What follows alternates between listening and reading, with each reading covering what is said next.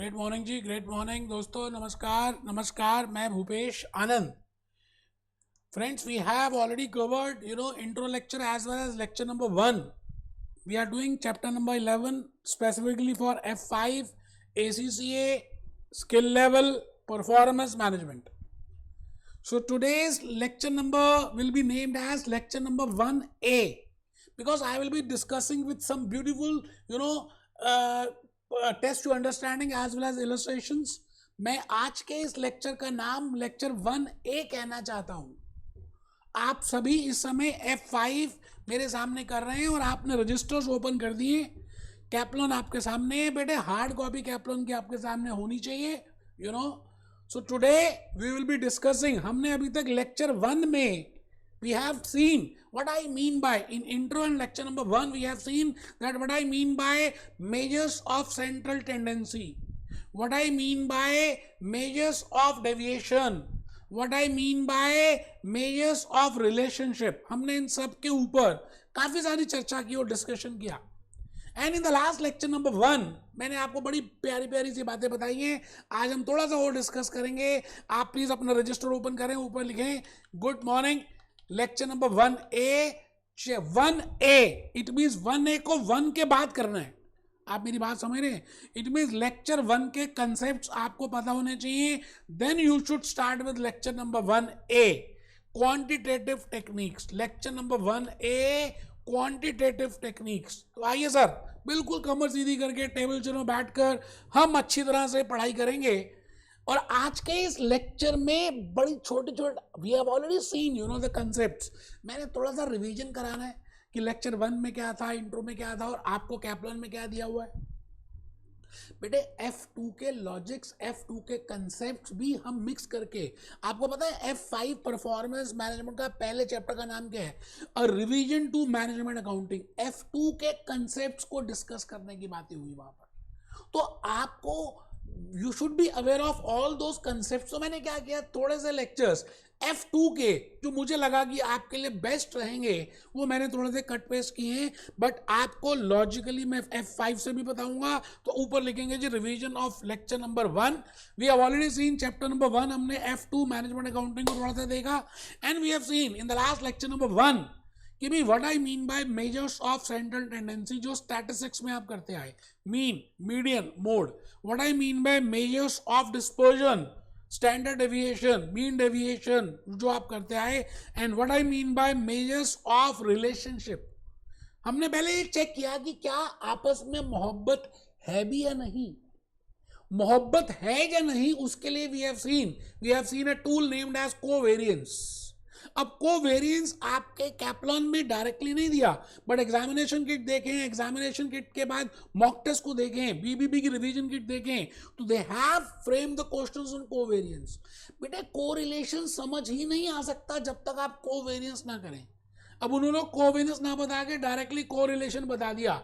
Logically you should be firstly taught with covariance and then you should be aware of correlation, क्योंकि correlation होता है strength की बातें करता है कि गर्मी कितनी है उस प्यार में। पहली बात, प्यार है या नहीं, उस रिलेशनशिप को निकालने के लिए हम एक टूल का यूज करते हैं जिसका नाम है कोवेरियंस। और उस रिलेशनशिप में कितनी गर्मी है उसके लिए हम यूज करते हैं कोफिशिएंट ऑफ कोरिलेशन। तो मैंने ये लेक्चर 1 में बताया, मुझे मालूम है, बट स्टिल आज के इस लेक्चर की बात हम करें, थोड़ा सा आपको स्टार्ट करने के लिए मैंने बताया कि I want to find out the relationship because that tool is more important. Relationship या तो मैं दो वेरिएबल्स के बीच में निकाल सकता हूं। अच्छा, अभी मैंने लीनियर रिग्रेशन नहीं बताया और हाई लो मेथड नहीं बताया। हाई लो मेथड में भी हम रिलेशनशिप ही निकालते हैं, बट वहां पर दो वेरिएबल्स के बीच में निकालते हैं। अभी तक मैंने I have not discussed high low method as well as I have not discussed linear regression. करेंगे यार, आप बिल्कुल टेंशन ना ले, मैं जिस तरह से करा रहा हूं ना आपको अकॉर्डिंगली वैसे करना है, बस ऐसा समझ लीजिए। तो लॉजिकली आपको ज्यादा समझ आएगा। I will be discussing all 5 techniques, आप टेंशन बिल्कुल ना लें। मैं जितना डिटेल में बताऊंगा और कोई बताएगा ही नहीं, बट आप पहले लिखें, कमर सीधी करें और लिखें। बेटे आप सबको लिखना है, फोरकास्टिंग रिलेशनशिप और मेजर्स ऑफ रिलेशनशिप में। अच्छा, आपने देखा है को लिखा होता है कोवेरियंस या को relation. It means relationship can not be between one, दो होने जरूरी है तभी तो रिलेशनशिप होगी। It means I can have a legal relationship, I can have a student teacher relationship. It means को का मतलब ही दो होता है, तो कम से कम दो वेरिएबल्स होने चाहिए. अच्छा, दो वेरिएबल्स को मैंने ब्रांचेस बनाई, आपने भी बनाना है. लेक्चर 1 में मैंने इस तरह से नहीं बताया, अभी कैप्लॉन भी दिखाऊंगा आपको. बेटे 2 मिनट की मेरी बात को आप सुनेंगे तो आपको अच्छा लगेगा लॉजिकली मैं कहना क्या चाह रहा हूं. तो पहला स्टेप होगा, I want to find out how much are these two variables interrelated, whether there is any relationship. दूसरी बात, step number 2 will be, if yes they are related then to how much extent they are related. मतलब उनके अंदर relationship की गर्मी कितनी है, उसके लिए हम को रिलेशन निकालते हैं. पहली बात, डॉक्टर के पास जाते हैं तो डॉक्टर खाली आपके सिम्टम्स देखता है. अच्छा, उसको लगता है कि हाँ सिम्टम्स में कोई दिक्कत है, उसके बाद वो ब्लड टेस्ट और डिटेल टेस्ट में जाता है. इट मींस डायरेक्टली आप कोरिलेशन कैलकुलेट नहीं करेंगे. I want to do a forecasting, I want to find out कि आने वाले ईयर्स में इतनी रेनफॉल होगी और मेरा जो प्रोडक्ट है that is directly related with the rainfall. So I want to predict that. I want to see that how much it is related with rainfall. तो मैं सबसे पहले कोवेरियंस कैलकुलेट करूंगा. वी हैव सीन कि भाई प्रेम है भी या नहीं, 2.5 अक्षर प्रेम के, तो प्रेम है पहले ये निकालेंगे, उसके लिए कोवेरियंस का इस्तेमाल करेंगे. और लेक्चर 1 में मैंने आपको कोवेरियंस के पूरा डिटेल्ड नॉलेज दिया है, बिल्कुल टेंशन की बात नहीं है. अच्छा, कोवेरियंस कैलकुलेट कर लिया, प्रेम निकाल लिया, तो किस हद का प्रेम है, हाउ मच, क्या वो मर जाएंगे एक दूसरे के लिए, इतना प्रेम है या बस बातों बातों का है ना, जैसे आजकल का होता है. तो दैट इज कोरिलेशन. तो आप लिखेंगे बेटा, लिख लो बेटा, ये नया ढंग है बताने का, आपको बड़ा अच्छा लगेगा, आप भूलेंगे नहीं बातें अगर आप एग्जांपल्स भी लिखते हैं. को का मतलब टू, प्रेम, whether there is a relationship in between two variables, and second is if yes then to which extent, how much extent they are related. ठीक है सर, बहुत ही बढ़िया. I think we have prepared so many diagrams in the last lecture. मैं अभी भी कैप्लॉन से आपको दिखाऊंगा कि भाई R की जो वैल्यू है वो -1 भी हो सकती है, +1 भी हो सकती है. -1 का मतलब है इम्परफेक्ट हो सकती है, +1 का मतलब है परफेक्ट हो सकती है. बट ये रिलेशनशिप्स हाइपोथेटिकल हैं. जनरली R की वैल्यू +-1 के बीच में घूमती रहती है. But still to the extent of positivity through the value of R, small r, we can find out how much is the strength of that relationship. तो आइए मैं पहले आज आपके सामने एक छोटी सी बात करके आगे आ जाऊं. बेटे मैं भूपेश आनंद आज आपके लिए कैप्लॉन सामने लेकर आया हूं. बेटे कैप्लॉन है और कैप्लॉन में हम इस समय को रिलेशन में जा रहे हैं. They have discuss high low method, उन्होंने उसके बाद लर्निंग कर्व बताया, उन्होंने उसके बाद लीनियर रिग्रेशन बताया. बट मैं पहले कोरिलेशन कराऊंगा. They have used correlation as technique number 4, but as per me you should know what I mean by relationship, and that's why I have started with technique number 1. मैंने उसको पहली technique number 1 से ही start किया है. ठीक है sir, आइए let's have a journey. Correlation, coefficient की बातें करेंगे. बेटा ये रहा कोरिलेशन, ये रहा. Now they have prepared a diagram. अगर आप देखें ध्यान से तो this relationship, the relationship which they have prepared here, ये जो relationship इन्होंने बनाई है आप चेक करिए. this is variable x and this is variable y. It means the percentage change in x is equal to percentage change in y. If the percentage change in x is equal to percentage change in y, it means they have a perfect relationship. अगर 10% से एक variable increase होता है, advertisement expenses हम increase कर देते हैं for ACC F5, तो क्या 10% से ही मेरे F5 के लेक्चर सेल होने स्टार्ट हो जाएंगे? If yes, it means advertisement expenses and sales of F5 lectures skill level they are directly related with each other. तो मैंने कहा यहां पर R की वैल्यू +1 है, बट ऐसा भी हो सकता है कि R की वैल्यू -1 हो. भाई एक वेरिएबल बढ़ रहा है 10% से, दूसरा वेरिएबल उतने से कम हो रहा है. इट मीन्स हम दूर दूर हैं. R इज इक्वल टू +1 में हम साथ साथ हैं. एक मूवी आई थी हम साथ साथ हैं. But if R is equal to -1 हम दूर दूर हैं, हम डिस्पर्स्ड हैं, हम डेविएटेड हैं. ठीक है सर, तो आप चेक कर लीजिए. This is perfect and this is also perfect. इसका मतलब दोनों वेरिएबल्स या तो साथ साथ बढ़ेंगे और या साथ साथ कम होंगे. ऐसा नहीं कि खाली बढ़ना.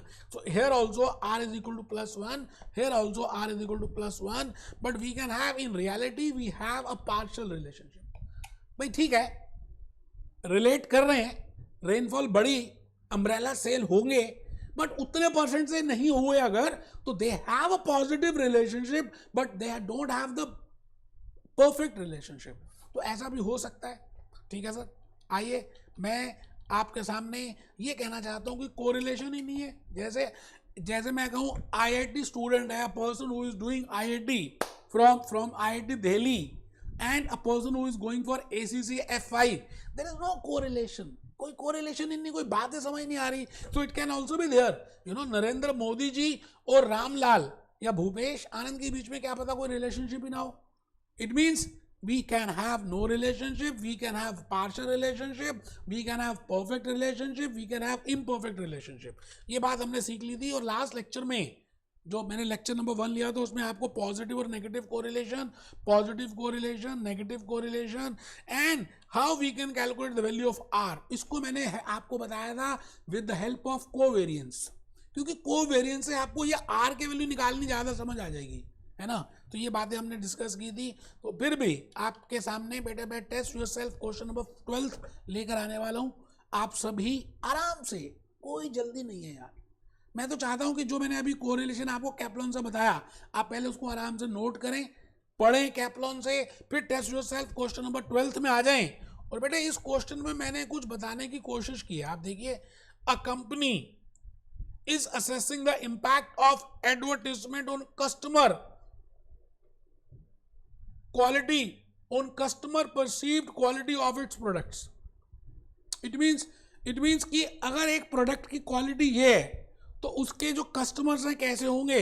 If the correlation coefficient between variables, मतलब इन दोनों के बीच में हमने वो बेंचमार्क रिलेशनशिप तो है क्वालिटी की और कस्टमर रिटेन करने की, जैसे एप्पल कंप्यूटर्स है तो एप्पल कंप्यूटर्स की क्योंकि क्वालिटी इतनी अच्छी है कि ऑटोमेटिकली कस्टमर्स रिटेन हो जाते हैं, तो इन दोनों के बीच में रिलेशनशिप तो है, ठीक है sir.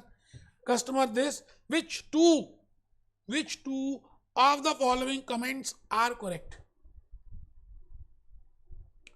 Value of x increases as value of y increases as value of x increases, ठीक है। आराम से देखो जी, x क्या है, एडवर्टाइजमेंट है, और y क्या है, कस्टमर परसीव्ड है। अब आपको ये चेक करना है which variable is independent and which variable is dependent. मुझे ऐसा लगता है कि क्वालिटी, एडवर्टाइजमेंट एक्सपेंसेस इंडिपेंडेंट है एंड कस्टमर परसीव्ड, अच्छा customer perceived quality is dependent. तो आराम से आप देख लीजिए क्या कहना चाह रहे हैं। If correlation between variable X advertisement expenditure and Y customer perceived quality is this, which of the two are this?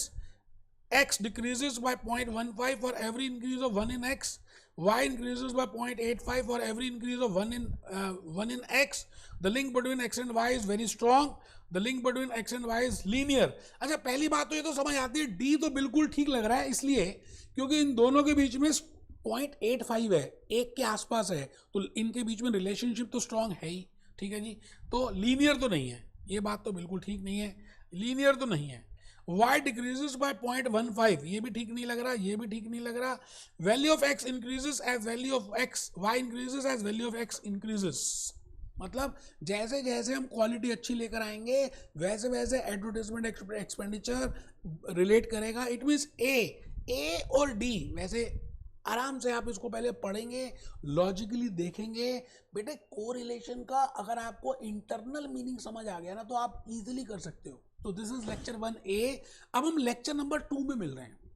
मैं लेक्चर नंबर 2 में भी थोड़ा सा F2 का एक लेक्चर कट पेस्ट करूंगा, लेकिन वो यकीन मानिए कि अगर आपको उसको लॉजिकली समझना है तो वो कंसेप्ट समझने ज़रूरी है। और फिर मैं आपको कैप्लॉन के F5 से कराऊंगा। Be happy, B jolly, B cheerful.